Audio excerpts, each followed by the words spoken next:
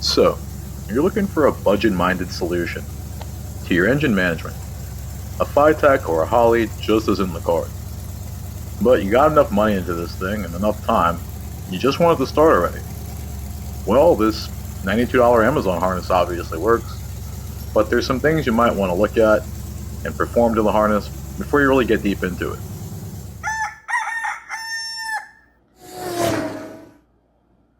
So, like most of the folks in my generation, I hop on Amazon. And I also told you I was using this Amazon thing to kind of make this a super budget build. So the quality shouldn't really be expected, and if I run into issues, well, it's my fault. We see some harnesses for $124.99 and $102.99. They have some good ratings. The $92 one, that's got only 2.5 stars, but it looks like it comes with injector adapters of some sort. I think that's what that is. And then the Pangolin, oh, what a name. They want $160 for that thing. But at least they let you know it's from China. This one's 99. It's got a good rating on it. 102, 229. All right, we're going to go back to this 92, 2.5 star one. So I want to let you guys know something. On this harness, don't look for an oil pressure sending unit plug. It doesn't exist. There's no provision for the PCM for it on these harnesses, or most harnesses in general, so just don't go looking for it. It seems to have everything you need on here, though, as far as your diagnostic connector and all your main sensors to get it to run. Yeah, it's just showing you what it is. It's got EV1 connectors. Let's look at the review. This guy says great, but this person says it's a good price. This person says they got no adapters with it. So I guess that's the main gripe, is there's no injector adapters as they claim they send. So it comes in this really unassuming box, but I'm not going to let that rain on my parade. Okay, so the first thing that pops out to me are EV1 injector connectors, which I like. They're my favorite because that little spring clip is super easy on the fingers to release if you do a lot of car work and your fingers are just tired. In addition to that, we have 2 relays on the main fuse box here, and you guys can see how small and compact it is. You can just tuck it away on your dash. It's pretty easy. This is a red and blue connector PCM, just like I asked for. Well, it's meant for a red and blue, I should say. And in addition to that, I ordered this with a 4L60 connector. It can be adapted to 4L80 in the future. Right now, I'm running a Turbo 350 with a 3000 install, but it's always good to have that option in the future if I want to upgrade to an electronically controlled transmission, just so I could have more cool bells and whistles and tuning options. So in short, let me run this through. EV1 is basically your LS1 and your LS6. EV6 is basically all your 4th gen engines. And your Vortec are the injectors that come on your Gen 3 truck engines. In addition, I wanted to show you guys places here that might actually need some fusible links, or at least a fuse, would be your starter battery and the ignition power key on / cranking. You can see I started laying the wires out and I have them all zip tied, and you can see I have my extensions on there, and I put some looming on there. You can see that looming was $10 for 100 feet maybe. You get that from Amazon as well. But it's a really clean install look right there, guys, of hiding the wires underneath the intake. And I'm trying to decide where I'm going to run this in relation as far as the rest of the harness to go inside the car. Just another look at this side. I have some parts I ordered off of Amazon. I told you I was going to try to keep this as much Amazon as I could. I even have a cheap starter that's probably going to take a shit. Okay, so I drilled my 2-inch hole, but I ran into an issue. If you're running the harness backwards from the motor in like this, the connectors for the PCM will fit, but you're going to have to pull off the relays from this box. But they come off with 2 little tabs on the side that I'll show you. And so with the screwdriver, they pop off. Just showing you guys quickly that they come off, and then once you get it back in, you can just go ahead and slide them back on. So be careful pulling this through. I think I damaged the ground, but we're not talking about that. That ground is important though for the PCM. But we want to make sure we're looking at our blue side let's look at this center bolt that holds the connector at these 2 pins, 2 pins down. So 2 pins down, left and right of that bolt. That's 19 and 20, power to PCM and power to ignition. This ground is very important as well. I think I'm going to jump this one with a jumper in the meantime, just so we can get things going, you guys. So I put a jumper on there, and I ran all the ground wires, well, the rest of them that go for the harness, into one eyelet. And what I'm planning to do with this eyelet is mount it to a bar that is underneath where the dashboard is going to go. So things are coming together with my pulley assembly. Got the throttle body on there like I wanted. Everything looks really clean, especially with that harness going in so close to the motor. It almost looks completely hidden. I still have some things to figure out, but it's definitely coming together. Okay, guys, tell me that's not exciting to look at. It's just a truck intake, I know, but I just think it looks really cool. But anyway, yeah, we're getting there. Okay, guys, I'm going to keep this fuel portion really short for the fueling. With any swap that's fuel injected, even LS, you need to have adequate fuel pressure. In my hand is a 2000 C5 Corvette fuel filter / regulator that regulates at the 58 to 60 psi necessary for your LS to run reliably. The pump that I'm using here is an O'Reilly's Master Pro MPE 16020 that I use on a lot of swaps. It's a quiet inline pump that's very easy to wire up, very easy to replace. What I'm putting on the regulator are fittings.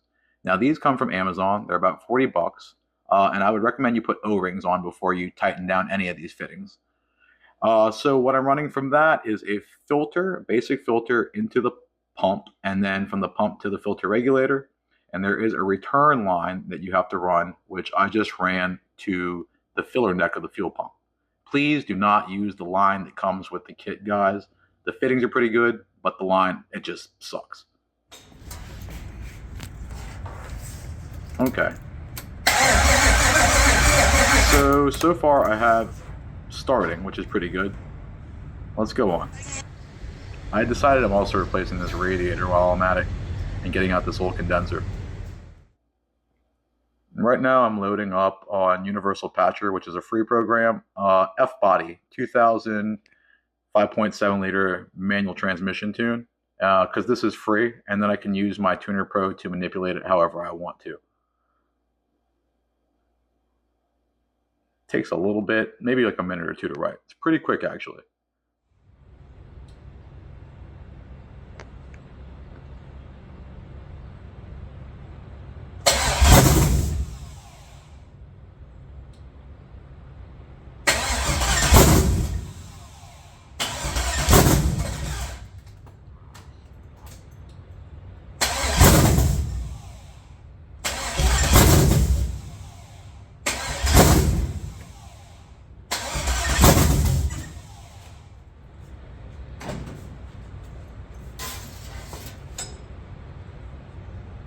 So, what did I learn?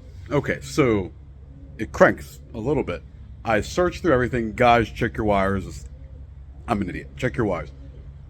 I don't have the ground for the injectors grounded on the back of the motor. I neglected to do that. I guess I got excited while I was doing my little makeshift wire tuck, but you might want to connect that. I spray fluid inside of the intake. I'll run for a second. So I'm pretty sure if I put that ground down, we're going to get some starting here. So, you guys will see I got it running. This throttle body is a bit unwieldy. I have manipulated the throttle position sensor by widening out the holes and slotting them so I can move it. I zeroed out the voltage with HP tuners to make sure it was right. I'm just not a good enough tuner to get this thing to work, guys, and it whistles and screams while it runs. I'm not exactly sure how much I like it. I was super stoked. I ordered the 92, they sent me the 102, and I was like, this is going to look beast. But it's beyond my knowledge of how to tune. I can get it to run, but as far as getting this thing to go with this throttle body, it's not going to happen. So I have a stalker I have just sitting on here. I wanted to talk to you guys about what I use for the mass airflow adapter.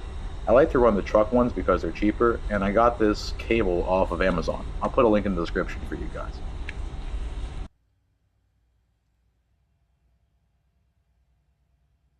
So you'll see I made a new throttle bracket for the little throttle body. And then I just ran my cable around there. I think I'm going to put that in a P-clip later.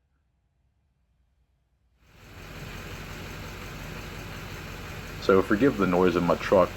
I had to jump start it from all my failed attempts at getting it to run reliably and tweaking the throttle body.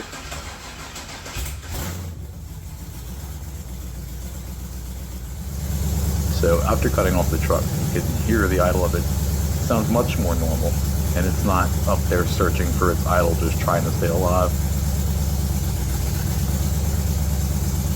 It's a great feeling to finally see the wheels spin, and you can test out your brakes and see if all that works. And I'm actually pretty stoked, guys. Nothing really replaces this feeling you have at this point in time when you're doing these kind of things, because your work pays off. Especially with this little cheap crap harness. I wasn't expecting it really to work, honestly, but I'm glad it did.